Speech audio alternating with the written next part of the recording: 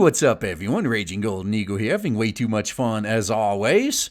And today I finally want to gather in one place my thoughts and rants about something that really bothers me when I see both right and left-wing SJWs do.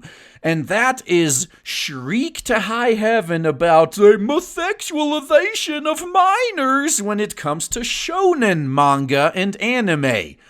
Yeah, they see the character designs in My Hero Academia, and oh my god, I can't believe they're sexualizing high school girls. Eee! And first off, let's get the obvious out of the way.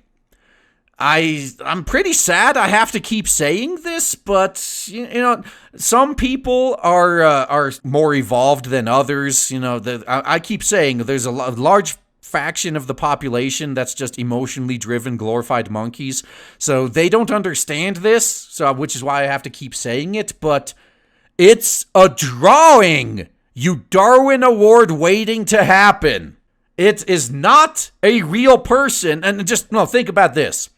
If movies and TV shows set in high school, live action movies and TV shows, are allowed to show all the sex they want, despite the fact that they're portraying underage characters, and it's okay because all the actors are over 18, so it's fine. Then how can you complain and cry so hard about drawings that don't even fucking exist? They're not even people to begin with. You Darwin Award waiting to happen.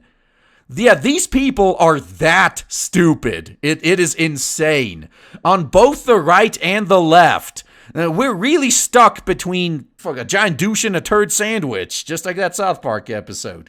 All of this reeing about the sexualization of minors in shonen anime, it's almost as if they forget who the target audience of shonen anime is. It's not like it's in the name or anything, right?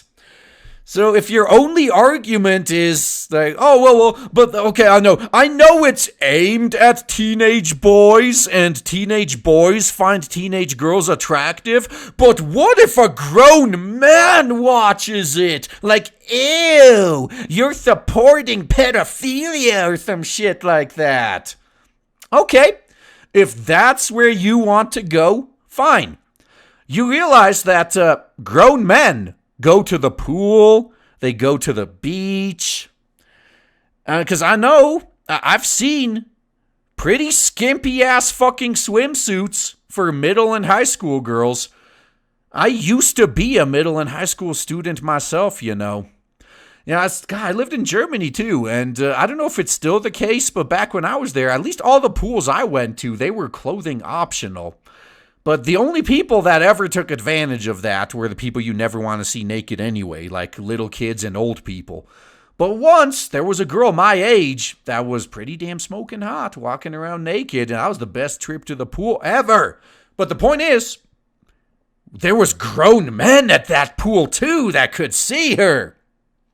So what's the solution? If everything has to be completely covered up and unsexualized because a pedophile might see it and find it attractive, what do we do about the real life instances of this?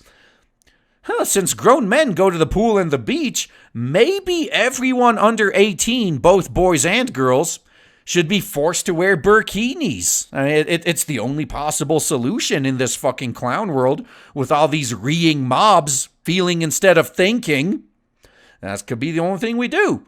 So if you don't want grown men to see teenage girls in sexy swimsuits, because grown men go to the pool and the beach, just cover them all up. Make burkinis mandatory. Yeah. It's almost as if Islam was right, huh? Yeah, that's the funny thing we're heading towards, huh? Maybe it wasn't a meme after all. Seeing these mobs of idiots shriek this drivel, and they shouldn't be taken seriously anyway. They got no functioning brains. They operate 100% on emotion. Facts and logic don't matter. So don't even bother debating them. There's no point. You can't debate someone who has already made up their mind, and what they made up their mind on is factually incorrect. And it's hopeless. But what you can do is point out to everyone else what a fucking laughingstock they are and just turn them into memes. But yeah, there's basically two groups of people I've seen that like to push this bullshit narrative. The first are a bunch of boomers who are still bitter at the internet for making their censorship impotent, and who know damn well their quote-unquote legacy will, let's just say, not be very favorable. And they're just butthurt that they're losing their power. That's all this is. They used to have the power to censor everything. They got to decide what you get to see. And now they don't anymore. And they're just grasping at every straw that comes by. Oh, well, if we call everything pedophilic, then we can get the population on our side to ban it. And these stupid idiots are just going to end up banning everything and giving us full power again without even noticing it. And sadly, that is true for most people. Honestly, most people are dumb enough to let that happen, unfortunately. But that's why it's important for us to point this shit out, you know? And the other group are the most unlikable people to have ever existed, and I'm talking about feminists, blaming cartoons for why nobody likes them.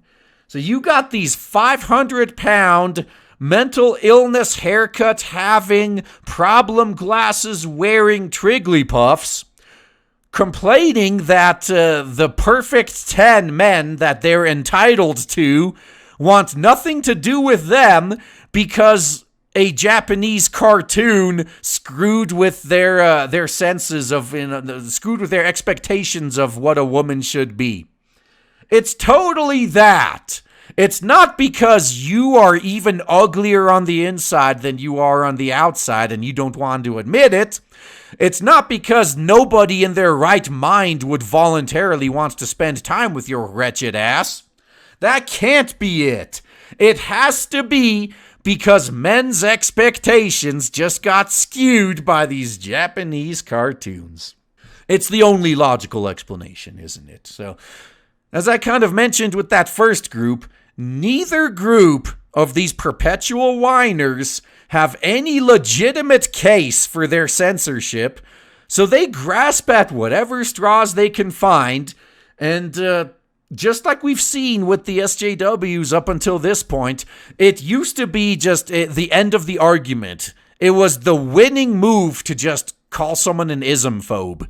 If as soon as you start losing in an argument, you just got to say, well, that's racist.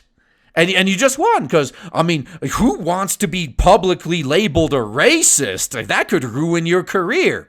And since racist and sexist and Islamophobe and everything else is now a complete laughingstock and no one takes those words seriously anymore because, the boy cried wolf one too many times, they're now at the final frontier, which is calling everyone they disagree with a pedophile. So yeah, if you don't bend the knee and do exactly as I tell you, I'm gonna call you a pedophile in public. And thankfully, even that word is starting to lose its power. Because previously, people would have taken that accusation seriously, but now, every time someone says the word pedophile, and it's not in the context of Epstein and all the higher-ups that he was covering for, it's just nothing but eye rolls. Like, yeah, sure. Now, unfortunately, there's still a lot of those emotionally driven glorified monkeys I mentioned earlier around that it's like a Pavlovian response to them. You just point at someone and say pedophile, and they start foaming at the mouth and ready to rip someone's throat out every time. Even if they're proven wrong 7-8 times in a row, they still have that reaction. That's because they're NPCs. They're not people. They can only do what they've been programmed to do. And there's not much we can do about them. But we can point this shit out to the people who actually have the functioning brains. And I know some people lament the fact that the word is losing its power, but I see no downside here. The proper response to this accusation should be, oh, well, that's a serious accusation. We need to investigate. Where's your proof? If the first reaction is running up and beating someone to death, that's not what a civilized society does. So funny enough, in their own way, these reeing, emotionally driven dumbasses may actually be driving us into a more civilized society. Although not in any way the way that they think they're doing it. Yeah, we're doing it at their expense. They're sacrificing themselves for it. So, you know what? Maybe we should thank them after all this is over and they end up in padded rooms where they belong. That's all I gotta say, guys. Thanks for listening. In case some of you aren't aware yet, we actually have launched the Blade Devil merch shop. Link in the description box. So if you've ever wanted to support the channel but actually wanted something physical in return, we got the shop for you now. Lots of good stuff up in here. So if you would like any of those, or just in general want to support the channel, want to support original content, original products, like Diversity in Comics always used to say, then this is probably the best way to do it. So check it out. We're going to be adding new items on a monthly basis, at least in the near future. So check back often, and independent projects like the ones we're working on are only possible thanks to you guys. So appreciate all of your support.